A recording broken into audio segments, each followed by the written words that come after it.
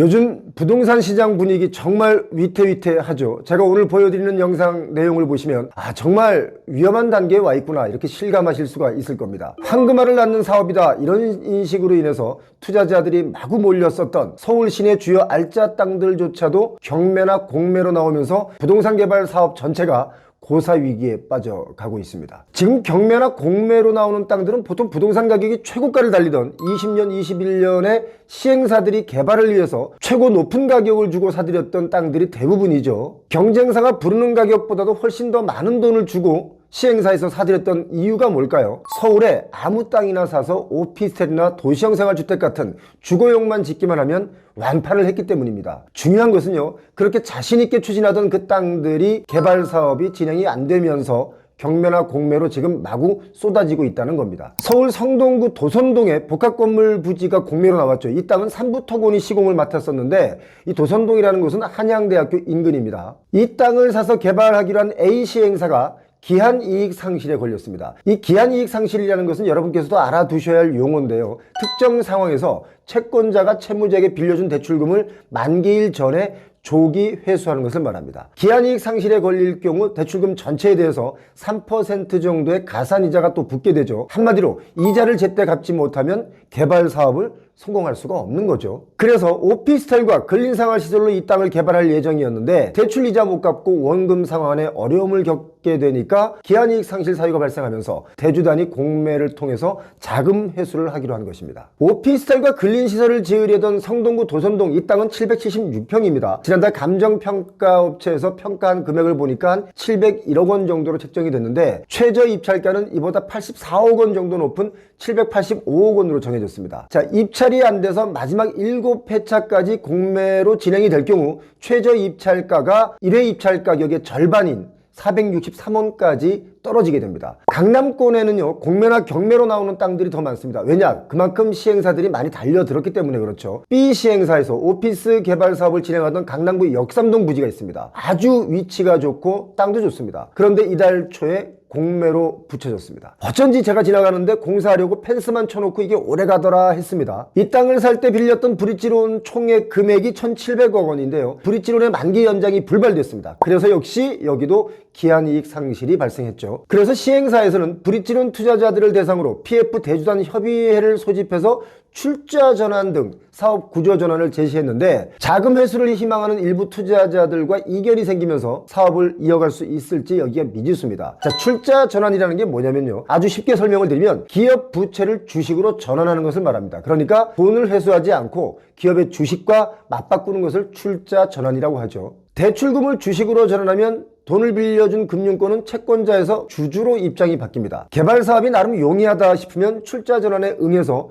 주주로서 개발 사업의 이익을 공유할 수 있겠지만 요즘 상황은 같이 망하기 십상입니다. 그래서 안 받는 겁니다. 사실 지금 말씀드린 역삼동 부지나 도선동 부지는요, 21년 부동산 땅값이 최고가를 찍을 때 그 시기에는 막 서로 사려고 난리가 난 땅이었습니다. 역삼동 우성아파트 사거리 이 땅 말고도 많이 경공매로 나와 있습니다. 우량 투자처다, 아주 투자만 하면 돈을 번다 이렇게 여겨지던 강남권 오피스 개발도 채무불이행, 디폴트에 내몰린 것은 어쩌면 이번이 처음이다 라고 봐야 됩니다. 강남 지역의 경우는 자료상, 그러니까 이 페이퍼로 된 자료를 보면 오피스 공실률이 제로에 가깝기 때문에 준공 이후에도 안정적으로 임대 수익을 기대할 수 있었다고 하지만 지금 현실은 그렇지 않다라는 것을 반증하는 큰 사건이라고 볼 수 있습니다. 서류에 나와 있는 데이터들을 보면 공실률이 거의 없다고 나오지만 직접 발품을 팔아보면 공실률이 정말 어마어마합니다. 상가보다는 공실률이 낮지만 오피스의 공실도 정말 만만치 않습니다. 자, 왜 이렇게 잘 나가던 사업 부지의 땅들이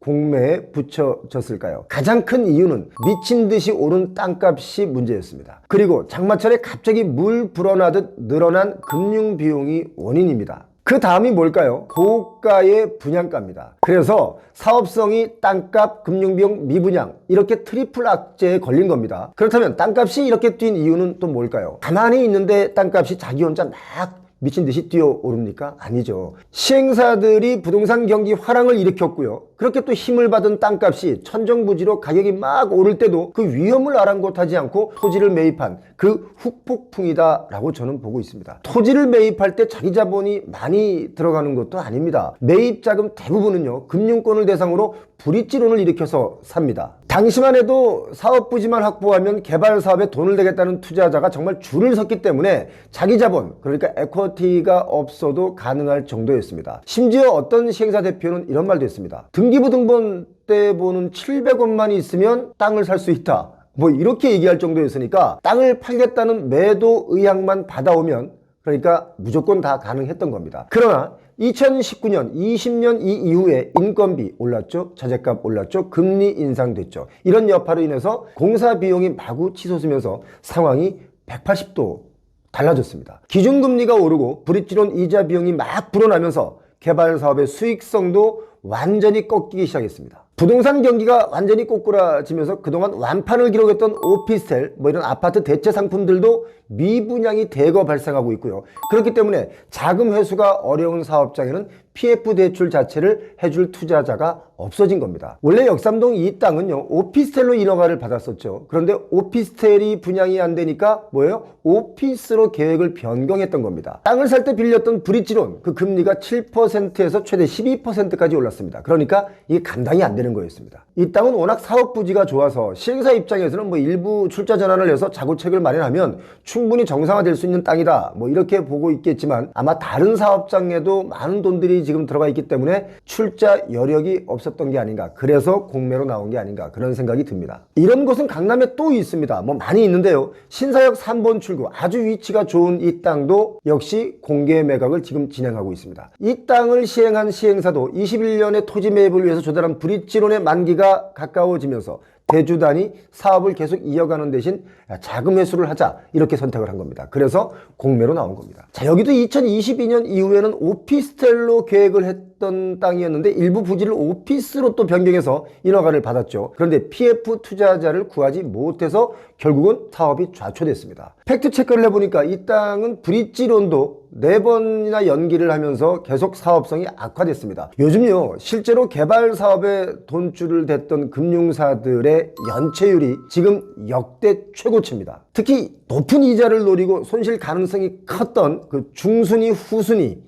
주로 투자한 증권사, 캐피탈, 저축은행, 이렇게 제2금융권의 위험이 아주 높아졌습니다. 그래서 금융사에서 이런 땅들을 이제 막 정리하기 시작했는데, 특히 착공으로 넘어가지 못하고 브릿지론만 여러 번 연장하고 있는 그런 사업장이 1순위로 정리될 것 같습니다. 자, 정리할 건 정리를 해야 부동산 시장이 다시 좋아질 수 있다, 저는 그렇게 보고 있는데요. 보통의 부동산 개발이라는 것은요, 시행사들이 신탁사에 그 사업을 맡깁니다. 개발 신탁이라고 하죠. 그리고 또 금융기관, 대주단으로부터 브릿지론으로 대출을 받아서 땅을 사는 방식으로 진행이 되는데, 돈 빌려준 대주단은 개발 사업이 회생 가능성이 없다고 판단되면 대출금의 일부를 회수하기 위해서라도 신탁사에 공매를 의뢰하게 됩니다. 신탁사에서 땅을 공매로 많이 내놓는다, 이것의 의미는 PF 대출 연장이나 상환에 실패했다, 이렇게 보시면 됩니다. 자, 여기서 정말 중요한 거 하나가 있죠. 공매는 쏟아지고 있는데 낙찰되는 물건이 거의 없다는 겁니다. 공매 사이트 온비드를 보니까 올해 들어서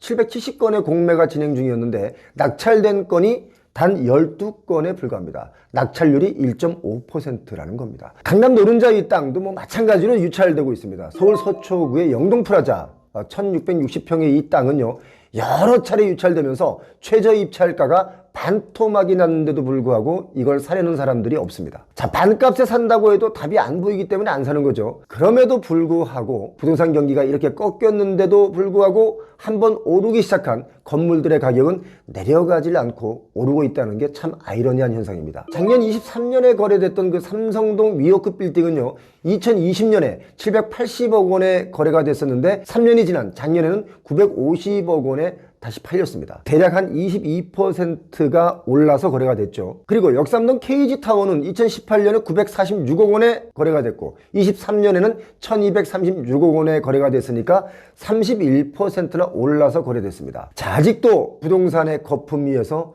춤추는 사람들이 이토록 많다는 뜻이기도 합니다. 강남 건물값은 초고가로 비싸게 매물을 내놓고는 있지만 정작 현장에 가보면 그 건물은 공실인 경우가 많습니다. 공실이니까 내놓는 겁니다. 그런데 가격은 더 올려서 내놓고 있습니다. 정말 아이러니죠. 누군가가 사주는 사람이 있기 때문에 가격을 계속 올려서 내놓는 겁니다. 건물주를 꿈꾸는 많은 분들 이미 알고 계실 겁니다. 이런 건물 수익성이 없습니다. 당분간 강남의 꼬마 빌딩들도 경매로 나오는 물건들이 지금보다 더 많아질 수 있다, 저는 그렇게 보고 있습니다. 부라는 것은요, 가진 자들이 독식하는 것이 아니라 어느 계기를 통해서 순환이 될 수 있습니다. 옛말에 부자 3대 못 간다 했는데 이번 부동산 시장의 파동이 어떻게 번질지 여러분 한번 꼭 지켜보시기 바랍니다. 특히 표용호TV를 구독하시는 많은 분들은 관심 있게 보시기 바랍니다. 고맙습니다.